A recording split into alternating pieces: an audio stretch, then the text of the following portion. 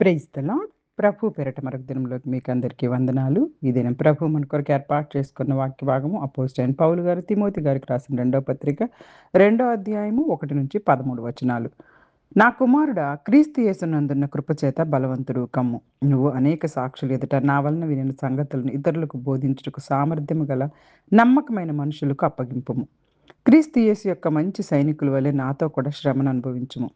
సైనికుడు ఎవడను యుద్ధమునకు పోవునప్పుడు తనను దండులో చేర్చుకొనిన వాని సంతోషపెట్టవలనని ఈ జీవన వ్యాపారంలో చిక్కుకొనడు. మరియు జట్టి అయిన వాడు పోరాడినప్పుడు నియమం ప్రకారం పోరాడుకుంటే వానికి కిరీటం దొరకదు. పాటుపడిన వ్యవసాయకుడే మొదటి ఫలంలో పాలు పుచ్చుకొనవలసిన వాడు. నేను చెప్పు మాటలు ఆలోచించుకొనుము. అన్ని విషయములందు ప్రభువు నీకు వివేకమును గ్రహించును. నా సువార్త ప్రకారము దావీదు సంతానంలో పుట్టి మృతులలో నుండి లేచిన యేసుక్రీస్తును జ్ఞాపకం చేసుకొనుము.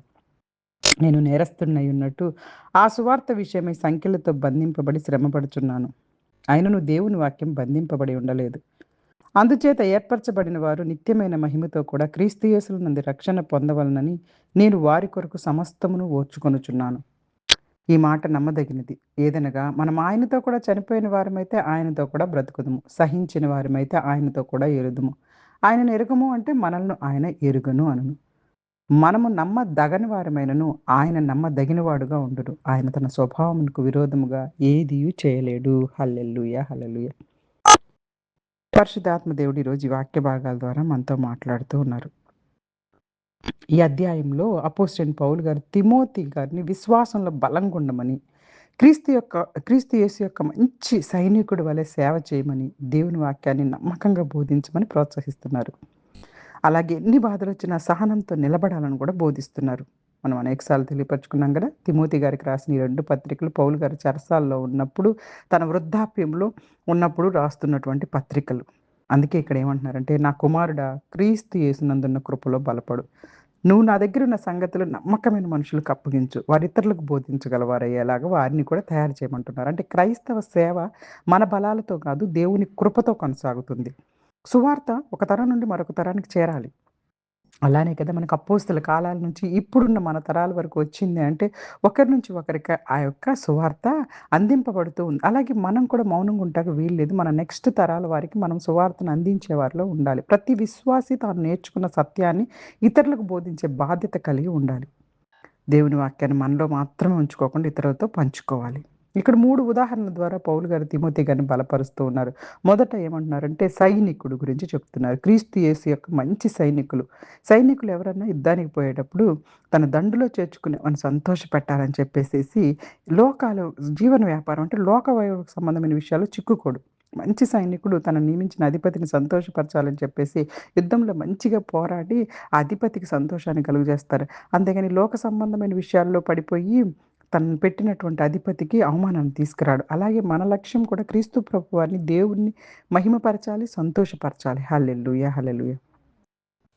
అలాగే రెండో విధంగా ఏమని తెలియపరుస్తున్నారంటే, రెండో ఉదాహరణగా జట్టి అయిన వారు పోరాడినప్పుడు నియమం ప్రకారం పోరాడకుండా వానికి కిరీటం, నియమాల ప్రకారం పోటీ చేసిన వారికి కిరీటం దొరుకుతుంది.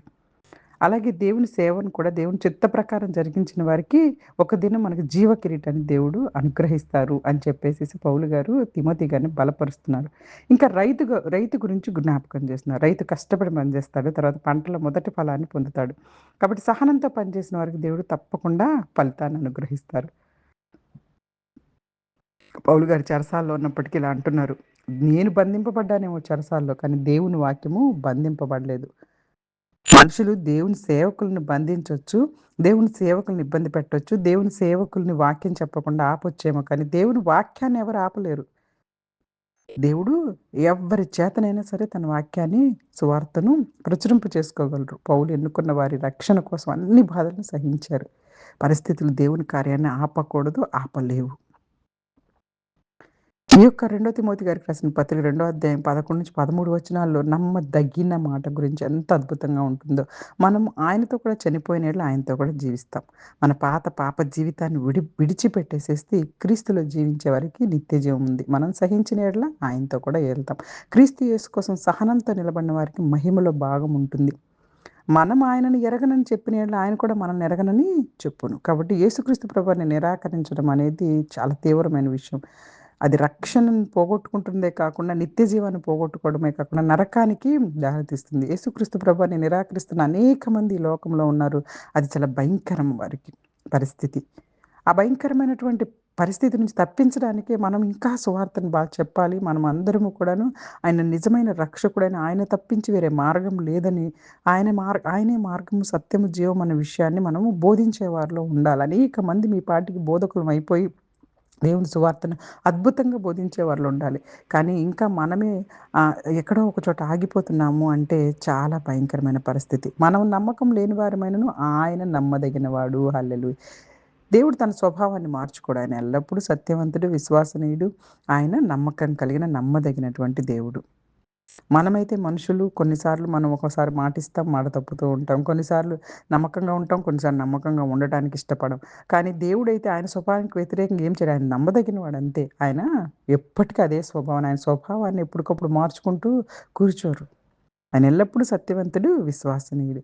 ఈ భాగం నుండి మనం నేర్చుకోవాల్సిన విషయాలేంటంటే, దేవుని కృపలో బలపడాలి, దేవుని వాక్యాన్ని ఇతరులకు బోధించాలి, క్రీస్తు యేసు యొక్క మంచి సైనికుడి వలె జీవించాలి, నియమానుసారంగా దేవుని సేవలు చేయాలి, రైతుల వలె సహనంతో శ్రమించాలి.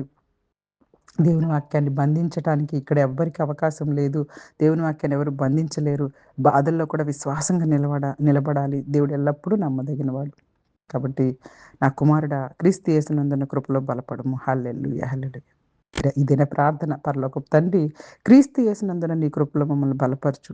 మంచి సైనికుని వలె నిన్ను సంతోషపరిచే జీవితాన్ని జీవించేలా సహాయం చేయి. కష్టాల్లో సహనం, నీ వాక్యాన్ని నమ్మకంగా బోధించే ధైర్యం మాకు అనుగ్రహించమని, నీపై విశ్వాసంతో చివరి వరకు నిలిచే కృపను ప్రసాదించమని, యేసుక్రీస్తు వారి నామంలో మనందరం ప్రార్థించే బిడ్డలుగా ఉండాలని, ఒక్కొక్కరు ఒక్కొక్క సైనికులుగా సువార్తను తీసుకొని వెళ్ళాలని చిన్ని వాక్యాల ద్వారా దేవుడు ఆశీర్వదించి దీవించును గాక.